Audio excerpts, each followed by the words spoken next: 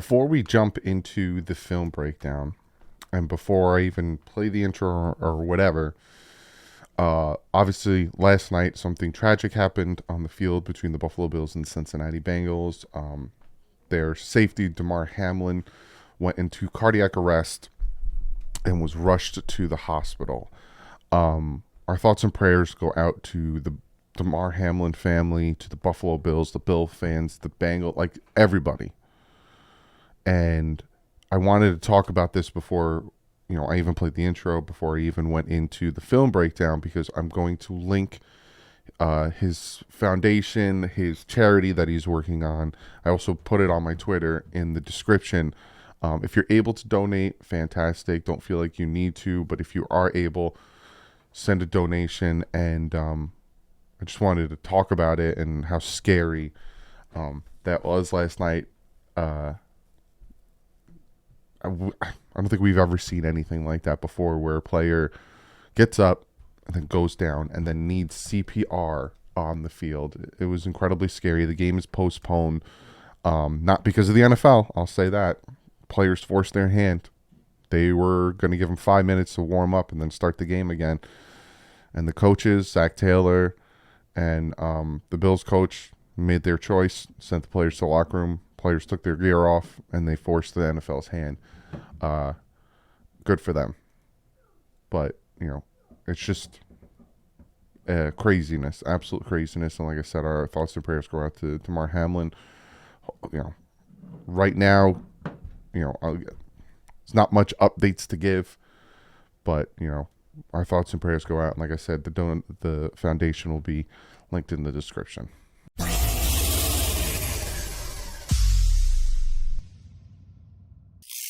What is up, Finn fans? Film breakdown. It is Tuesday, but we're doing this one a little different. I'm just looking at Skylar Thompson's passes.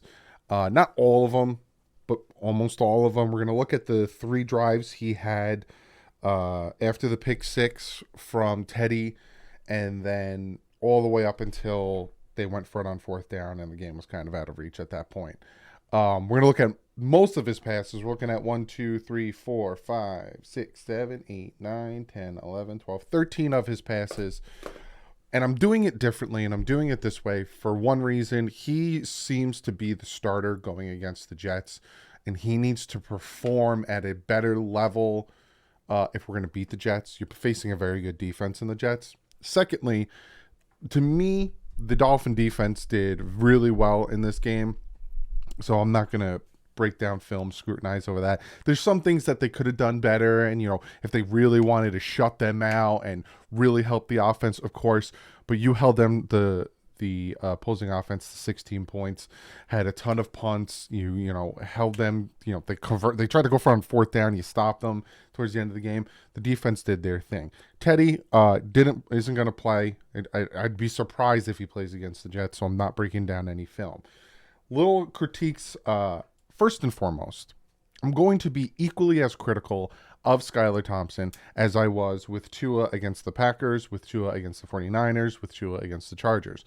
So if you are like, why are you being so critical of him? He's a 7th round pick, blah, blah, blah. He didn't get full week's rep with the starters. And if that's what you're going to go to, you might as well not watch, because we need him to play at a higher level or play better against the Jets. Now, he played very well against the Vikings before he injured his thumb, I think it was. So there's that.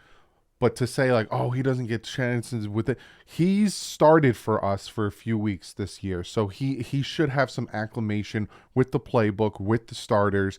And that's his job, to come in and, and I'm pretty sure that the head coach got him prepared and he played with some starters. So for one, I don't want to hear that. 2, I'm going to point out some things. He's very fidgety, and I get he's a 7th round pick. So is Brock Purdy.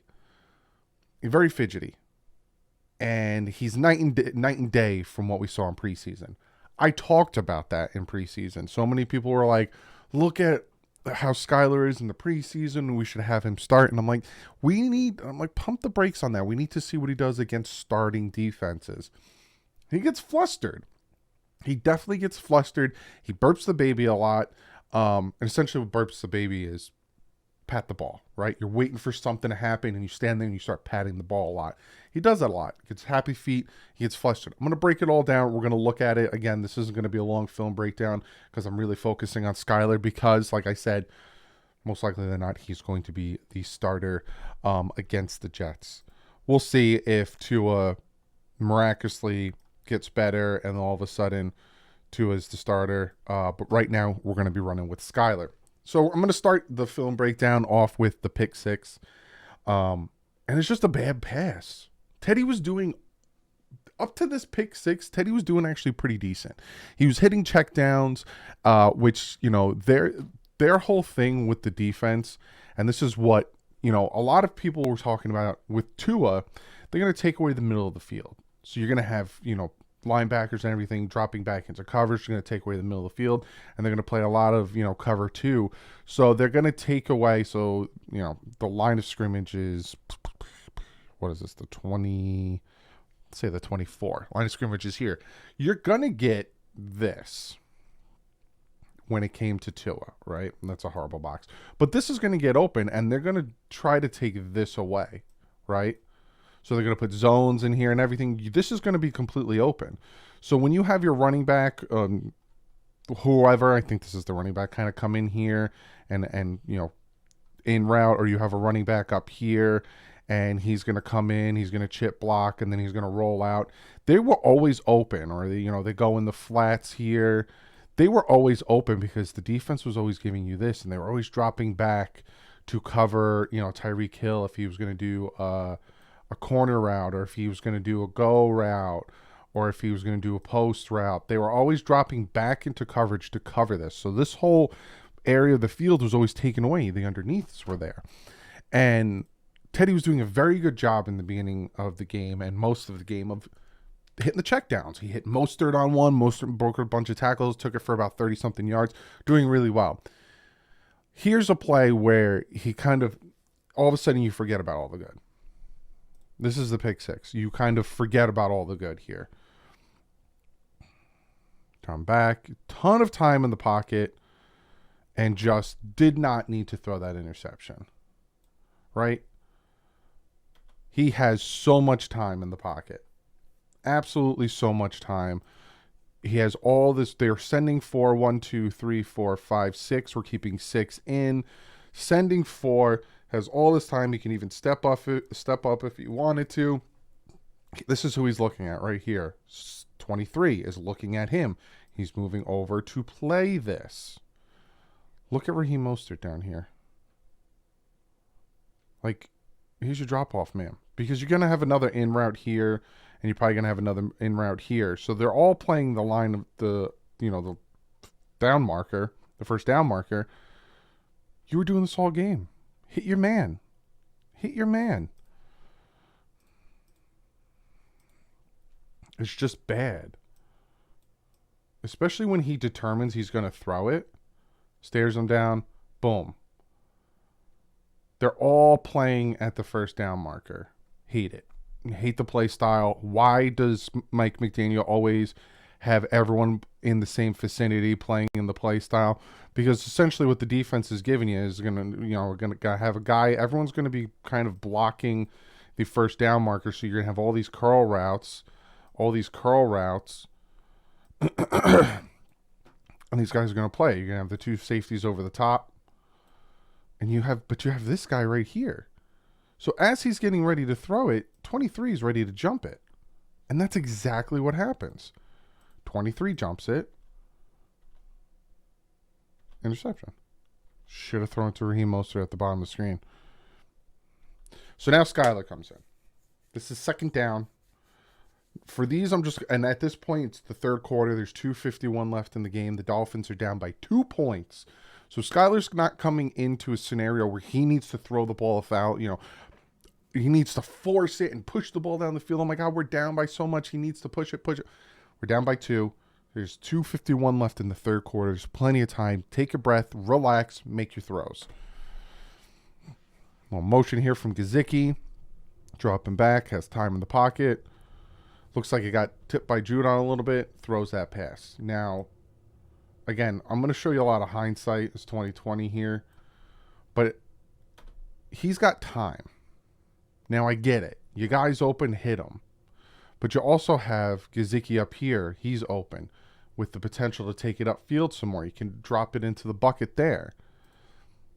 Got, I think this is Craycraft coming open over here. You didn't need to throw it to this guy. Could have waited a little bit longer. You have so much time in the pocket. And I think it got tipped here. You didn't need to throw this pass quite yet. Like I said, you could have hit Gesicki here. Throw it up. He's gonna get the ball over his man. Took the check down. I'm like, all right, first pass on the field. No, it was second down. Sorry, the first play was, so first pass, second down, first down was running. So I'm like, all right, take a breath, man. This is third down, 3rd and 5. This is where I'm like, all right, he's going to start coming into his all. 3rd and 5 here, makes a great pass here, also roughing the passer, really pushes us to their side of the field. Dropping back, looking, he's got time. I like that he scans the field, finds his guy, finds the check down guy. Now, he feels that pressure coming, which is good. But sometimes he feels a little too quick, a little too much. I like, he had Sherfield here, Mostert here. He had 2 options. And he picked the right guy because the defender was coming here. But again, you could look at it and say, oh, he could have hit Tyreek up here if he just looked over. Possibly. But I'm not upset with this. Hit his man. His man went downfield. We got a rough in the passer call. We're now on their side of the field. Shifted to the fourth quarter. We're on their side of the field here. Now this is second down. We ran it on first down. Now we're at second down here. Little high, and I point this out. I don't point this out as much because I do get a little heat for constantly talking about Connor Williams, and his snaps worry me. See how he has to kind of reach up for it? I talk about it. His snaps still worry me. And we've had a few, not as many, and I'm thankful for that, errant snaps, but they still worry me. So he gets it to Sherfield. Sherfield drops it. Gets his knee down and everything, he drops it. Here's my thing with this play. Didn't need to throw to Sherfield. They only send 3. So they're dropping all of these guys. This man's literally running for his life, dropping all these guys into coverage. They're sending 3. You have time. You have time. You did not need, and he's looking over here, you did not need to throw it to Sherfield here. Second down. You should have thrown it right here. I think this is Tyreek. He's going to be coming up here. Should have thrown it to Tyreek. Potential touchdown. Potential touchdown here. And again, at this point, second down. You're still only down by 2. Hit Tyreek, man. You have this huge spot up here. Like, you didn't need to throw this. Oh, he would have scored. Tyreek would have scored. This guy would have had to chase him down. Or that's Waddle. Really? No, that's Tyreek because here's Waddle. He got to hit Tyreek there. And this was a lot of the game that I noticed even Teddy on the 3rd down where he missed Jalen Waddle. He had Tyreek for a touchdown, butt naked open. So now we're looking at 3rd and long here. This is the interception. I'm going to show you both angles of this. Again, another situation, it's unfortunate that it got intercepted, but the way I saw it, I was like, whatever. I look at it as a crappy punt, whatever, at that point. He has time. Now, it's unfortunate that one of our guys fell, but he has time in the pocket. He did not have to throw this or force this. But I will also say, the fact that Sherfield fell here and everyone else is running, like, the down marker's here. Why is everyone running here? He did not need to throw this that quick. Could have rolled out, got himself more time, potentially hit Gesicki. He didn't have to throw this so quick, but also this was a very bad throw. And I'm showing you the other angle here because he threw it so far behind Tyreek. Down that it hit him in the wrist. And he tried to bring it in, and unfortunately was intercepted. And Tyreek took blame for that. He said, I need to do better. That wasn't his fault. Literally trying to reach back to catch it when he should have probably just let it hit the ground and then punt it, and maybe we get him within the 10 or whatever. But it didn't matter. Defense did their job, 3 and outed. The Patriots punted. Again, we are still only down by 2. It is now fourth quarter, 12 minutes, 47 seconds left. You got to make something work here. You're only down by 2. This is 1st and 10. I'll show you what he does here. A little motion from Ingold. Time. He's got time. Takes off. Now, I don't hate taking off, but was no one open? That's my biggest question, right? Boom. Waiting. Right here. Could have hit Jalen right here. You're going to have to put a touch pass on it. You're going to have to, teardrop that into him, but you could hit Jalen right here. Looking over here. Could have hit Craycraft. I don't know why he didn't throw it. Pass the down marker. Put the ball out in front of him. Could have hit Craycraft. Also, right here. You got an out route over here. Could have hit this guy. You had potential. You had multiple options here, and you didn't have to run quite yet. Even when you ran, keep your eyes downfield. Hit Jalen Waddle here. That was Jeff Wilson, if anyone cared. As you're running, keep your eyes downfield. You hit Jalen Waddle here. He might have a potential to break this for a touchdown. But he just takes off, which, again, I'm not comparing him to Tua because they're 2 different styles of quarterback. They're 2 different experienced quarterbacks. I'm not going to do that. But he needed to keep his eyes down the field. He had the potential to hit Jalen Waddle. Also, he needs to trust his arm. He has the arm to make the throws. He could have hit Craycraft if he threw to the outside, more to the sideline. He could have hit Jalen Waddle. He just would have had to drop it over the defender, and he also had Jeff Wilson coming on the outside. That was only the first down. So now we have 2nd down here. It's like 2nd and 8 here. Now, see what I mean by burping the baby? I thought I could tell he was nervous. I'm in the live stream. I was even like, breathe. Skylar, breathe. Watch him. Burp, burp. See that? He pats it. He gets flustered there. Right here. 2nd down. Hit your guy. Right here. You have time. Time in the pocket. You also have this guy. Hit your guy. Jalen Waddle coming across the middle. You got time. Hit your guy. He had 3 different options again before he had to go to that pass to Tyreek, which again was off. Hit your guy. Give you guys chances. So now at this point, it is 3rd down.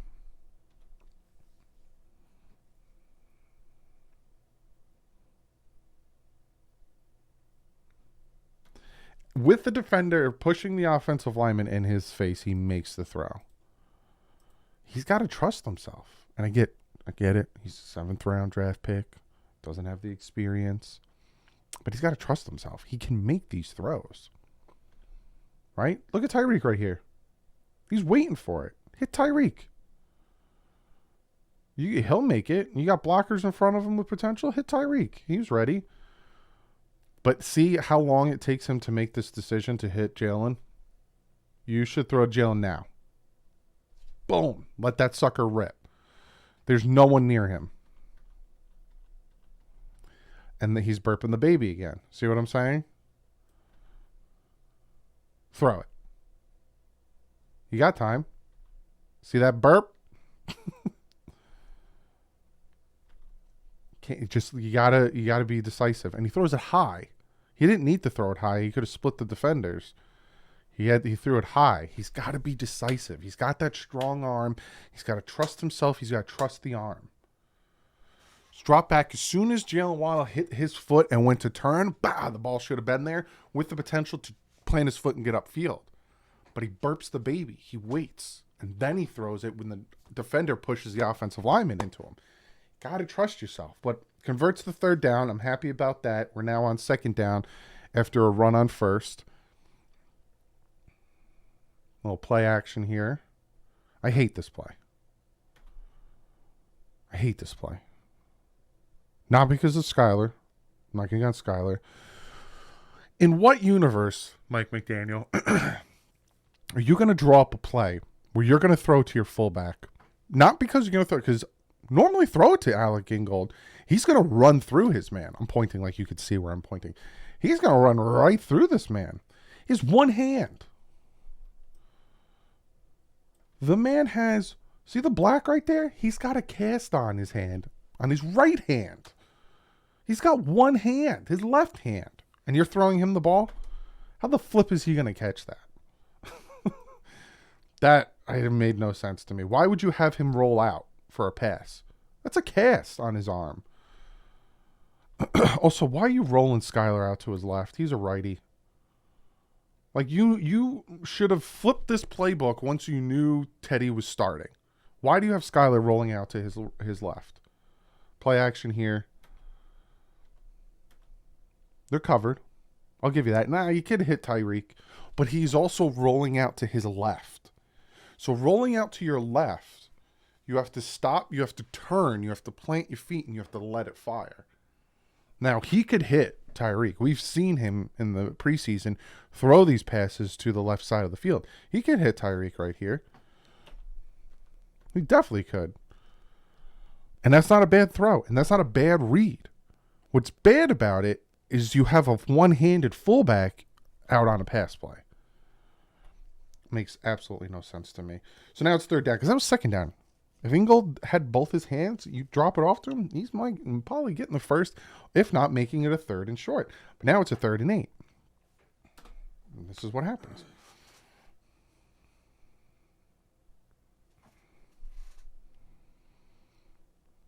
Now they send pressure at the perfect time. He makes the right read. He knows he's getting pressure. He knows they're sending more than the offensive line and even Mostert can handle. So what does he do? He drops it off to Tyreek, who's ready for it. Because if he waits an extra second, he's going to get hit. But if he waited an extra second, he had Sherfield. But he made the right read there. Good play by their defense. It is what it is. Not knocking that. They sent the blitz at the right time. He took the play he could. Now at this point, they score a touchdown. It is now 14-23. We're down by 9. There's 4 minutes and 29 seconds left in the fourth quarter. Now is a scenario where you need to hurry up. You need to score. I think we had 2 timeouts at this point. You needed to score quick and then have the defense hopefully stop them. And then again, you're in a scenario where you only needed a field goal to win the game. But unfortunately, we go 4 straight plays and we're out. So we're going to look at them. This is first down. It was a good kick return by Mostert to the 32 as well. See, there's another scenario where he, waits. Throw it. Trust your man. I don't know if this is what he was looking at, this combination here, but trust your man. Gesicki's planting his foot, and he's heading to the outside. Put that ball to the outside. Trust your man. Throw it to where only he can catch it.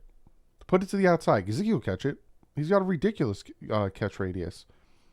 If you're looking here, throw it. Thread the needle between the defenders and get it to Sherfield. But you had to make a decision. You took too long and you took a sack. Well, it was incomplete. So now it's second down.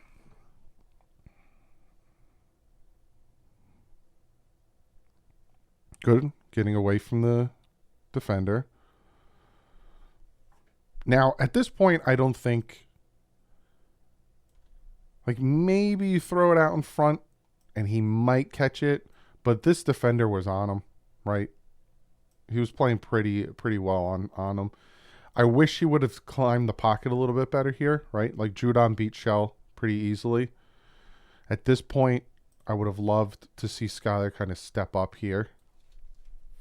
You see that you have room in front of you. step up. Step up, still stay in the pocket, and allow more of the play to happen. Because once you roll out and you go this way, everything kind of falls apart when it comes to the route running and where everyone's going. Because then at that point, when the receivers turn to look at you for the ball, they notice you're running like a crazy man. They're going to try to help you. And then all the, organized routes are out the window. So if he steps up, again, this is second down, he steps up, he has more potential. But he avoids it. All right. You could still make throws. You have Jeff Wilson right here. Right here. Could have made that throw. Again, it's second down. Even right now is when he should have thrown it. Right now, you need to make the decision. You're either going to run for the yards or you're going to throw it. Because if he throws it now, his man's not on him. You put that ball in front of him, he's going to catch it and move down the field. Right now, he needs to make that decision. You're not throwing it to him. You're not throwing it to him because you have to completely throw it across your body. That's not happening. This is your only option right here. If you lead him to your right a little bit towards the sideline, he's going to catch it. It's a first down. He needs to be more decisive with his passes. So again, at this point, we're down by 9, but there is a little less than 4 minutes left in the game.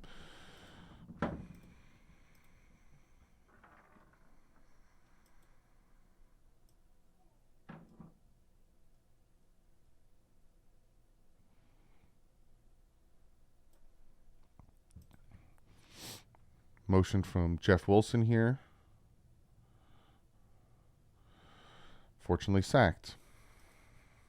And again, this is a situation where you need to understand you're playing against the clock, all that stuff.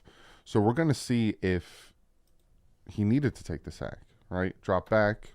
Now, instant pressure here. Instant pressure here. No one's open. You're not, at that point, you're not going to turn and throw it to the running back, especially with the instant pressure. So step up, which he does perfectly. He's looking at Gesicki, doesn't have time. This sack is not Skylar Thompson's fault. That sack is 100% on the offensive line and mostly on Greg Little at left tackle. Because, of course, Hamlin goes down. More and more and more injuries on the Miami Dolphins. And then this is the fourth down play. This is going to be the last play we talk about.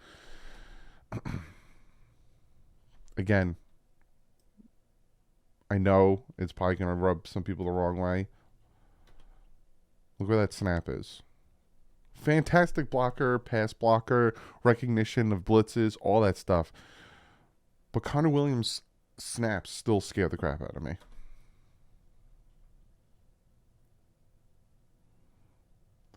So he throws it. Again, this is fourth down. I don't know what the thought process is there. He's got time in the pocket. Time in the pocket. He doesn't need to throw it here yet. He's got time. Right here. You could drop that in here. If not there, Durham Smythe. Another possibility. I just don't understand the thought process in throwing that on fourth down. But all in all, in this film breakdown, Skylar Thompson can make the throws. It seems like he was in his head a little bit. He was a little nervous, whether it was the jitters or what. But again, this isn't his first time playing in an NFL game. He can make the throws. He could make the throws of all the things I pointed out. Some of the sacks were not his fault, like I said, in that third down on that last drive. That sack was not his fault. Some of them weren't his fault. Some were his fault. The interception was his fault. Horribly thrown ball. Tyreek tried to make a play on it. But if he could just clean it up, trust himself, and trust his arm, they should have no problem beating the Jets. But that's what I got for you. Hope you guys enjoy it. Again, this is a little bit different. Going forward, I'm going to try to do the film breakdowns a little bit different. I know it's hard to watch film breakdowns when they lose, and they've been on a 5-game losing streak. But I'm going to try to do them a little different. just to make it more entertaining. Maybe, focus on one aspect of the game when it comes to how we either win or lose. Focus on that aspect of the game to not make it too mundane and boring. But I will see you guys tomorrow in the next video. But like usual, stay classy and fins out.